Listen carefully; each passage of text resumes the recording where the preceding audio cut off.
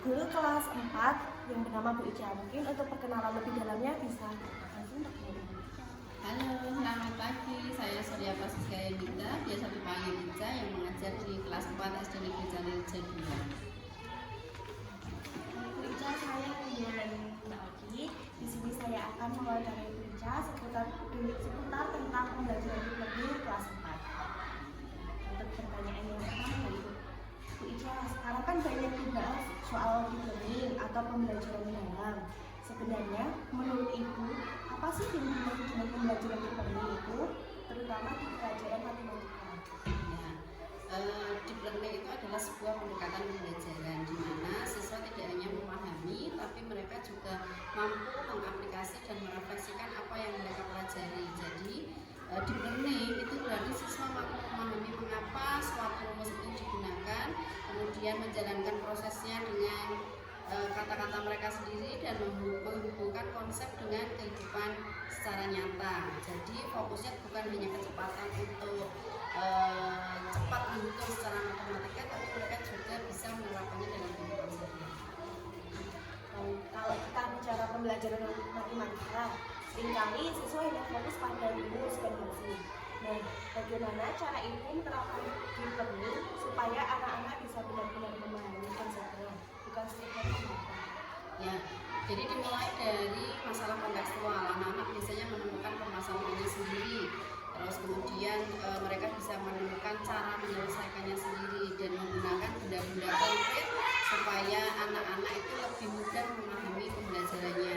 Selain itu, kita juga mengajak anak-anak untuk berdiskusi mengenai cara mereka menyelesaikan masalah. Jadi bukan hanya memberikan jawaban akhir, kemudian memberikan pertanyaan pemantik, kemudian menekankan proses bukan hanya hasil, sehingga siswa terbiasa menjelaskan bahkan berpikir mereka sendiri. Dengan cara ini siswa tidak hanya mampu meniru langkah guru, tapi juga benar-benar mengalami proses berpikir secara matematis.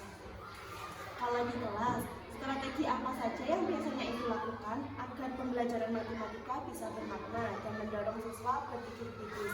Misalnya lewat kegiatan proyek, penggunaan media konkret, atau mungkin dengan contoh dari diri kita sendiri. Ya, biasanya memang kita menggunakan proyek mini, misalnya membuat dina atau mengukur benda-benda yang ada di kelas seperti itu. Kemudian kalau untuk media konkretnya, mungkin anak-anak bisa menggunakan kertas lipat untuk belajar pecahan, atau membawa makanan yang bisa mereka bagi atau membuat suatu konsep pecahan misalnya seperti itu. Kemudian untuk masalah kontekstualnya, biasanya anak-anak mengalami pada saat proses jual beli, mereka harus bisa memahami bahwa saya punya uang sekian, saya sudah membeli dengan uang sekian, berarti uang saya sisa sekian. Mungkin itu contoh konkret yang bisa mereka pelajari langsung dalam pembelajaran dengan menggunakan pendekatan deep learning. Selain itu juga bisa menggunakan diskusi kelompok, yaitu mereka akan saling bertukar strategi dan cara berpikir. Dengan seperti itu maka anak-anak akan latihan untuk berpikir kritis dan mencari kesalahan atau contoh, misalnya kesalahan pada contoh soal atau membandingkan dua cara penyelesaian. Dengan seperti itu mereka akan merasa nyaman dan senang dalam mengikuti pembelajaran matematika. Dalam menerapkan deep learning, pasti tiap anak itu punya tantangan yang berbeda ya Bu. Ada yang cepat paham, ada juga yang perlu waktu lebih lama. Nah, bagaimana cara Ibu menyesuaikan pembelajaran agar semua anak tetap bisa mengikuti dan memahami materi dengan Biasanya ada tugas pembeda atau diferensi tugas. Misalnya anak dengan kemampuan yang cepat itu dia akan diberikan tugas tambahan yang lebih, sedangkan anak-anak yang mungkin kemampuannya lebih lambat ya kita pelan-pelan. Maksudnya kita berikan itu sesuai dengan kemampuannya. Kalau anak yang lebih cepat kemampuannya kita berikan dia, berarti kalau tugasnya sudah selesai kita berikan tugas berikutnya. Biasanya seperti itu. Dengan seperti itu mereka akan menikmati cara belajarnya. Jadi tidak memaksakan kemampuannya. tidak memaksakan Sekarang kan sudah banyak media pembelajaran dengan digital dan ICT yang bisa dipakai. Apakah Ibu juga memanfaatkan media tersebut dalam mendukung deep learning kelas matematika? Kalau iya, media apa yang paling efektif menurut pengalaman Ibu? Ya, tentunya pasti kita selain memanfaatkan teknologi, anak-anak juga mendapatkan pengalaman khusus. Biasanya yang saya gunakan satu menggunakan video pembelajaran. Biasanya kita ambil dari YouTube, kemudian menggunakan Canva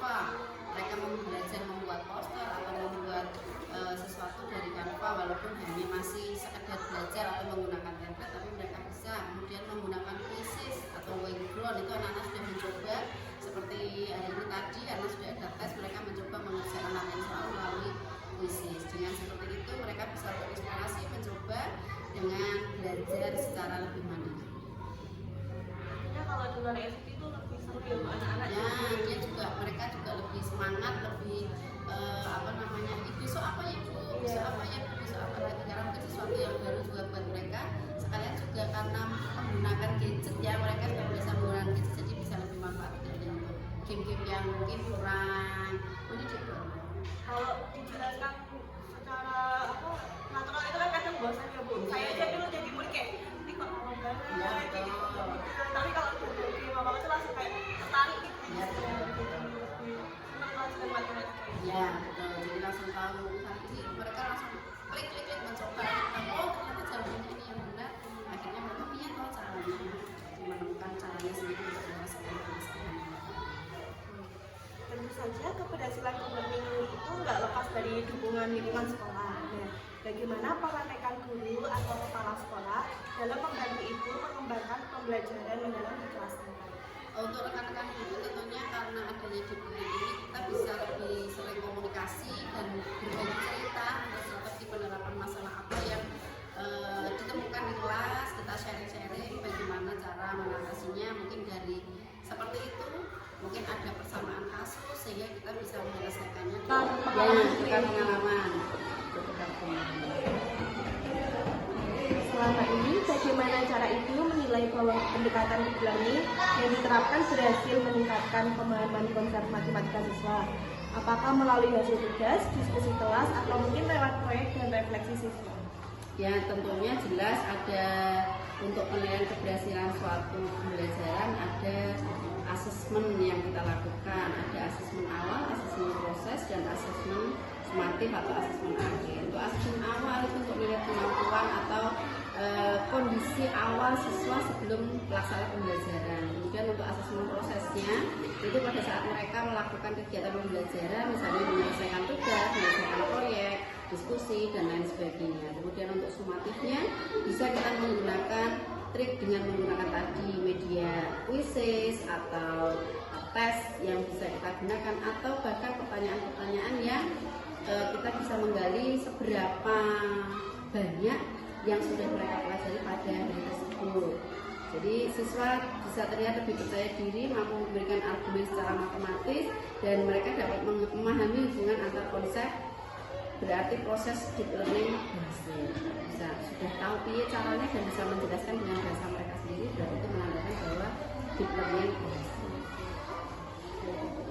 Untuk pertanyaan terakhir nih Bu, apa harapan ibu kedepannya terkait penerapan deep learning di pembelajaran matematika, baik dari sisi siswa maupun lingkungan sekolah?